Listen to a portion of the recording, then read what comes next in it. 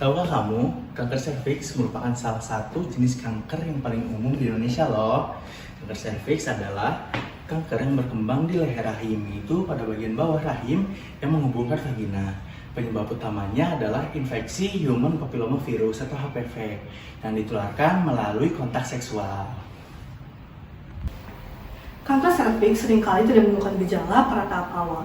Namun, pada tahap lanjutan, gejalanya bisa menyerupai nyeri panggul, perdarahan tidak normal, ataupun keputihan yang tidak biasa. Penting untuk mengenali faktor resiko dari kanker serviks, seperti pernikahan usia muda, memiliki banyak pasangan seksual, ataupun merokok. Meskipun berbahaya, kanker serviks dapat dicegah dengan melakukan pemeriksaan rutin, yaitu melakukan pemeriksaan pap smear atau IVA test, menerapkan gaya hidup sehat, dan melakukan vaksin HPV. Berdasarkan hal tersebut, kami, kelompok tutorial 2, mengadakan kegiatan Cerdik, Cegah Risiko dengan Deteksi Kanker Serviks. Kegiatan kami berisi edukasi mengenai pentingnya mengetahui tentang kanker serviks, kemudian pentingnya melakukan vaksinasi HPV sejak dini, dan menjaga kesehatan dan kebersihan area genital selama menstruasi. Kegiatan cerdik dilaksanakan pada hari Sabtu 23 November 2024 dengan menargetkan siswa-siswi kelas 5 SD. Golongan ini dipilih karena golongan ini akan mendapatkan vaksinasi HPV sebagai bentuk program wajib dari pemerintah. Pada golongan ini juga akan mulai mengalami fase pubertas, khususnya pada perempuan yang akan mulai mengalami menstruasi. Sehingga perlu diedukasi mengenai apa saja yang harus dilakukan saat menstruasi, seperti cara menggunakan pembalut dan cara menjaga kebersihan alat genital. Kegiatan pertama-tama dilakukan dengan pengajian pretest pada seluruh murid kelas 5. Dilanjutkan dengan penyampaian materi edukasi tentang kanker serviks dan pentingnya vaksin HPV untuk mencegah penyakit tersebut. Kami juga melaksanakan demonstrasi tentang tata cara pemakaian pembalut yang benar pada saat menstruasi. Setelah edukasi, kami melaksanakan games ular tanda yang dimana pada setiap kotaknya terdapat pertanyaan-pertanyaan mengenai materi yang kami sampaikan sebelumnya. Dan para murid wajib untuk menjawabnya agar permainan dapat dilaksanakan.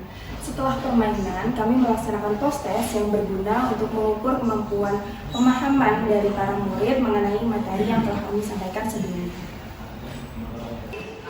Berikut adalah indikator keberhasilan dari kegiatan cerdik. Berdasarkan aspek pemaparan materi, indikator keberhasilan yang ingin kami capai adalah terdapat kenaikan rata-rata nilai post-test dibandingkan dengan nilai pretest dan kenaikannya signifikan secara statistik. Ketercapaian dari indikator tersebut adalah tercapai peningkatan rata-rata nilai post-test dibandingkan dengan nilai pretest signifikan secara statistik. Aspek partisipasi peserta dan keaktifan peserta. Indikator keberhasilan, seluruh peserta ingin berpartisipasi dalam pengisian pretest dan posttest. Ketercapaian, tercapai, seluruh peserta ingin berpartisipasi dalam pengisian pretest dan posttest. Indikator keberhasilan, seluruh peserta ingin berpartisipasi selama permainan ular tangga. Ketercapaian, tercapai, seluruh peserta ingin berpartisipasi selama permainan ular tangga. Indikator keberhasilan, sebagian peserta ingin berperan aktif pada sesi tanya jawab setelah penyampaian materi. Ketercapaian, tercapai, sebagian peserta ingin berperan aktif pada sesi tanya jawab setelah penyampaian materi. Karakteristik peserta. Terdapat 26 peserta yang hadir dalam kegiatan ini. Peserta yang hadir merupakan siswa-siswi kelas 5 SD dengan rentang 10-12 tahun, di mana komposisi peserta berdasarkan jenis kelamin terdapat perempuan sebanyak 38,5%, sedangkan laki-laki sebanyak 61,5%. Berikut adalah hasil kegiatan kami. Kemudian terdapat hasil pretest dan posttest, di mana rata kenaikan antara pretest dan posttest menunjukkan 38,64%, di mana rata untuk pretest adalah 45,77% dan rata untuk posttest adalah 63,46%. Uji normalitas pretest dan posttest. Data nilai pretest dan posttest diuji normalitasnya menggunakan uji Shapiro-Wilk untuk jumlah sampel kurang dari 50. Pengujian dilakukan menggunakan IBM SPSS 24 dan dinyatakan bahwa data tersebut berdistribusi tidak normal karena untuk pretest itu uji normalitasnya sebesar 0,03 sedangkan nilai posttest sebesar 0,081.